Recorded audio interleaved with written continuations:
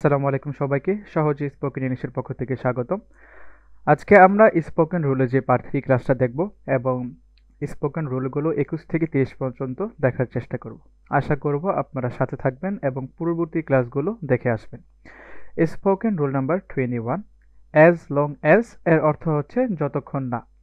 As long as ব্যবহার করে কোনো শর্ত বা সময়কাল প্রকাশ করা হয় যা কিছু ঘটানোর জন্য যথেষ্ট বা আদর্শ। স্ট্রাকচার হচ্ছে subject plus verb plus as long as plus condition. Example, you can stay here as long as you want. তুমি যতক্ষণ চাও এখানে থাকতে পারো। I will help you as long as you need it.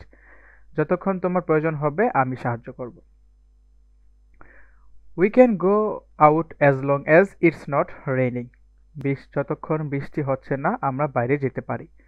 I will stay with you as long as you need me. তুমি যতক্ষণ আমাকে চাইবে আমি তোমার সাথে থাকব। You can live here as long as you pay the rent. তুমি যতক্ষণ ভাড়া দিবে এখানে থাকতে পারো। I will wait as long as it takes. আমি যতক্ষণ লাগে অপেক্ষা করব। You will support you as long as you work hard. তুমি যতক্ষণ কঠোর পরিশ্রম করবে সে তোমাকে সাহায্য করবে। We can play football as long as the weather is good. যতক্ষণ আবহাওয়া ভালো আমরা ফুটবল খেলতে পারি। এখন দেখবো spoken rule number 22, how about কেমন হবে। কোনো প্রস্তাব বা পরামর্শ দেওয়ার জন্য হাউ অ্যাবাউট ব্যবহার করা হয়। স্ট্রাকচার হচ্ছে how about plus verb plus object. Example, how about going to the beach. কেমন হবে সমুদ্র সৈকতে যাওয়া। How about having dinner at home. কেমন হবে বাড়িতে রাতের খাবার খাওয়া। হাউ অ্যাবাউট উই প্লে এই গেম। কেমন হবে আমরা একটি খেলা খেলি। How about talking to him. কেমন হবে তার সাথে কথা বলা। How about we visit the museum. কেমন হবে আমরা জাদুঘরে যাই। How about trying something new. কেমন হবে কিছু নতুন ট্রাই করা। How about going for a walk. কেমন হবে হাঁটতে যাওয়া। How about watching a comedy movie. কেমন হবে একটি হাস্যরসক সিনেমা দেখা। তারপর হচ্ছে হাউ অ্যাবাউট মেকিং সাম টি। কেমন হবে কিছু চা বানানো। How about doing some exercise. কেমন হবে কিছু ব্যায়াম করা। এখন আমরা দেখব স্পোকেন রুল নাম্বার 23, বেটার অর্থ ভালো। বেটার ব্যবহার করা হয় কিছু করার জন্য, পরামর্শ বা তুলনা করার জন্য। স্ট্রাকচার হচ্ছে subject plus better plus verb plus object. You better hurry up. তুমি দ্রুত করতে ভালো হয়। তোমার আম সরি এখানে একটু মিস্টেক হয়েছে। ইউ বেটার হারি আপ, তোমার ভালো হয় তাড়াতাড়ি করলে এর বাংলা হবে he better finish his homework. তার হোমওয়ার্ক তাকে শেষ করলে ভালো হবে। We better leave now. আমাদের এখন চলে যাওয়া ভালো হয়। They better not be late. তারা দেরি না করলে ভালো হবে। I better go home. আমি বাড়ি চলে গেলে ভালো হবে। She better apologise. তার ভালো ক্ষমা চাওয়া। You better study for the test. তোমার ভালো পরীক্ষার জন্য পড়াশোনা করা। আই বেটার কল হিম। আমার ভালো তাকে ফোন করা। We better get ready. আমাদের প্রস্তুত হওয়া ভালো হবে। You better stay quiet. তুমি চুপ করে থাকলেই ভালো হবে। এখন দেখবো আমরা স্পোকেন রুল নাম্বার 24, সো এর বাংলা অর্থ হচ্ছে তাই। সো ব্যবহার করা হয় কারণ বা উদ্দেশ্য বোঝাতে অথবা একটি ফলস্বরূপ বোঝাতে। স্ট্রাকচার হচ্ছে subject plus verb plus so plus subject plus verb. এখানে দুইটা সাবজেক্ট থাকবে। Example, I was tired so I went to bed early. আমি ক্লান্ত ছিলাম তাই আমি তাড়াতাড়ি ঘুমোতে গিয়েছিলাম। She studied hard so she pass the exam. সে কঠোর পরিশ্রম করে পড়াশোনা করেছিল তাই সে পরীক্ষায় পাশ করেছে। We were hungry so we ate pizza. আমরা খিদা পেয়ে গিয়েছিলাম তাই আমরা পিজা খেয়েছি। He was sick so he stay home. সে অসুস্থ ছিল তাই সে বাড়িতে ছিল। They were excited so they dance. তারা উচ্ছ্বাসিত ছিল তাই তারা নাচেছিল। I miss the bus so I was late. আমি বাস মিস করেছিলাম তাই আমি দেরি হয়েছিল। তাই মানে আমার দেরি হয়েছে এরকম কিছু একটা বোঝানো হয়েছে। It was raining so we stay indoors. বৃষ্টি হচ্ছিল তাই আমরা ঘরের ভিতর ছিলাম। She was happy so she smile. সে খুশি ছিল তাই সে হাসলো। We didn't have a ticket so we couldn't enter. আমাদের টিকিট ছিল না তাই আমরা প্রবেশ করতে পারিনি। He was studying so he couldn't talk to me. সে পড়াশোনা করছিল তাই সে আমার সাথে কথা বলতে পারেনি। Spoken rule number 25, if I war. যদি আমি তোমার জায়গায় হতাম। এটা অনেক সুন্দর একটা রুল, আশা করছি আপনাদেরকে ভালো লাগবে। ইফ আই ওয়ার ইউ একটি একটি কল্পনাশীল বা পরামর্শমূলক বাক্য বোঝাতে ব্যবহার করা হয়। স্ট্রাকচার হচ্ছে if I were you subject plus verb. If I were you I would talk to him. যদি আমি তোমার জায়গায় হতাম আমি তার সাথে কথা বলতাম। If I were you I would study harder. যদি আমি তোমার জায়গায় হতাম আমি আরো কঠোর পরিশ্রমে পড়াশোনা করতাম। If I were you I would not do that. যদি আমি তোমার জায়গায় হতাম আমি সেটা করতাম না।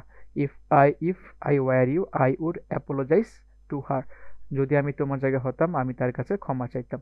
If I were you I would not worry about it. যদি আমি তোমার জায়গায় হতাম আমি এটা নিয়ে চিন্তা করতাম না। If I were you I would call him right now. যদি আমি তোমার জায়গায় হতাম আমি এখনই তাকে ফোন করতাম। If I are you I would try to learn something new. যদি আমি তোমার জায়গায় হতাম আমি কিছু নতুন শেখার চেষ্টা করতাম। If I were you I would leave now. যদি আমি তোমার জায়গায় হতাম আমি এখনই চলে যেতাম। If I were you I would talk to my parents about it. যদি আমি তোমার জায়গায় হতাম আমি এই বিষয়ে আমার বাবা মার সাথে কথা বলতাম। If I were you I would get some rest. যদি আমি তোমার জায়গায় হতাম আমি কিছু বিশ্রাম নিতাম। Spoken rule number 26। In order to এর অর্থ হচ্ছে করার জন্য। ইন অর্ডার টু ব্যবহার করা হয় কোনো কাজ করার উদ্দেশ্য বোঝাতে। স্ট্রাকচার হচ্ছে subject plus verb plus in order to plus verb plus object. Example, I study in order to pass the exam. আমি পরীক্ষা পাস করার জন্য পড়াশোনা করি। She works harder in order to earn money. সে টাকা উপার্জন করার জন্য কঠোর পরিশ্রম করে। We exercise in order to stay fit. আমরা ফিট থাকার জন্য ব্যায়াম করি। She saves money in order to buy a car. সে গাড়ি কিনতে টাকা সঞ্চয় করে। They learn English in order to travel abroad. তারা বিদেশে ভ্রমণ করার জন্য ইংরেজি শেখে। I need to work late in order to finish the project. আমাকে প্রকল্পটি শেষ করার জন্য দেরি করে কাজ করতে হবে। We are learning cooking in order to open a restaurant. আমরা রেস্টুরেন্ট খোলার জন্য রান্না শিখছি। She wears glasses in order to cleanly. সে পরিষ্কারভাবে দেখতে চশমা পরে। They are practising in order to win the competition. তারা প্রতিযোগিতা জেতার জন্য প্র্যাকটিস করছে। He studies hard in order to get scholarship. সে বৃত্তি পাওয়ার জন্য কঠোর পরিশ্রম করে। Spoken rule number 27। হাউকাম এর অর্থ হচ্ছে কেন। হাউকাম সাধারণত প্রশ্ন হিসেবে ব্যবহৃত হয় এবং কোনো কিছু কেন ঘটছে তা জানতে চাওয়ার জন্য ব্যবহার করা হয়। Structure how come plus subject plus verb. Example, how come you are late. তুমি কেন দেরি করলে। How come she is upset. সে কেন দুঃখিত। How come they didn't attend the meeting. তারা কেন মিটিংয়ে অংশ নিল না। How come he didn't call me. সে আমাকে ফোন কেন করেনি। How come the project is delayed. প্রকল্পটি কেন বিলম্বিত হয়েছে। How come you didn't reply to my message. তুমি আমার বার্তা উত্তর কেন দাওনি। How come she left early. সে কেন তাড়াতাড়ি চলে গেল।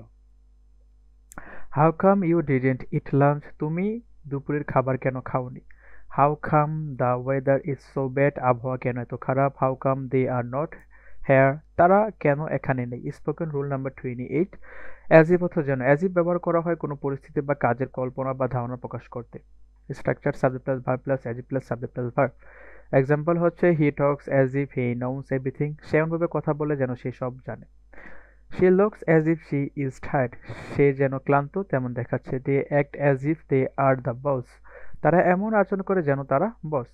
ইট feels as if it's going to rain. যেন বৃষ্টি হতে যাচ্ছে তেমন অনুভব হচ্ছে।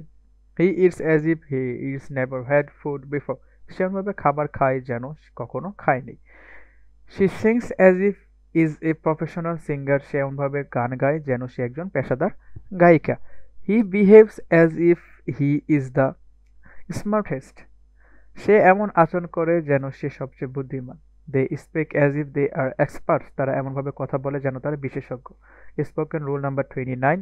ইট সিমস মনে হচ্ছে। ইট সিমস ব্যবহার করা হয় কোনো কিছু অবস্থা সম্পর্কে অনুমান বা ধারণা প্রকাশ করতে। It seems plus subject plus verb. Example, it seems like it's going to rain. মনে হচ্ছে বৃষ্টি হবে।